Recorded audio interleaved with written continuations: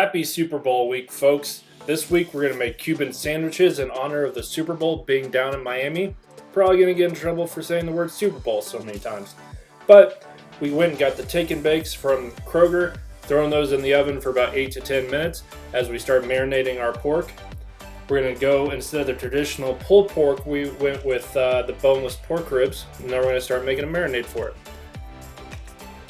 We're going to throw a little bit of cumin on there. We're also going to throw some garlic powder, oil, lime juice, some orange juice at the end, but also the normal salt and pepper as well, and a little bit of allspice. So a little bit of chili powder in there as well. We're going to try and make this as delicious as possible. Let that marinate for about 35-40 minutes. And then when we come back, we'll be able to throw that onto the Dutch oven. And if you're wondering, go to whiskeypinesnational.com to get all Whiskey Pines National merch.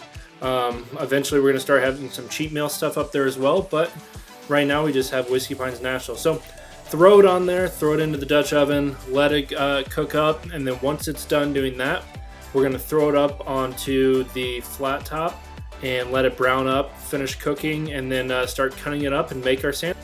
So now you're going to cut them up into reasonable sized pieces. Be able to get ready to go to assemble this sandwich. Now that we're finishing cutting everything up, we're going to put together the sandwich. We're going to take yellow mustard and put it on the top side of both of these sandwiches. And if you don't have a knife with you, which I didn't have one next to me, just grab the backside of a spoon, spread it out on top of the top part of the sandwich there, and really get it spread around so then when every bite has a little bit of this in there. So now we're going to add pickles to it. I went hot and spicy pickles strictly because I liked it. I was the one eating these sandwiches. So now you go with some Swiss cheese. Make sure you cover it all up there. And grab the Black Forest ham and start putting it on the bottom level. Once all the ham gets on there, we're going to start grabbing the pork that we just made. Finish assembling our sandwiches. And then what you're going to do is you're going to take the top, flip it over onto there. And then once those are actually assembled, set those off to the side for a second. We're going to butter the top of these, and then we're also going to start buttering this, the griddle as we get ready to press these sandwiches down.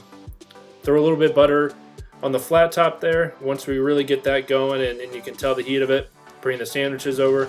And then we're going to grab the cast iron skillet from earlier today and put it on top of the sandwiches. So throughout this entire cooking process here, we're going to keep pressing down to make the flattened Cuban sandwiches.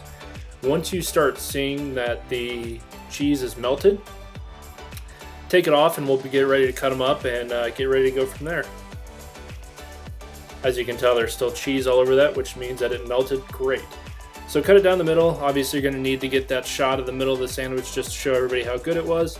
And then get ready to plate these and serve them up to everybody and enjoy the Super Bowl Sunday. Obviously, you're going to have to try them, get a pic for the gram.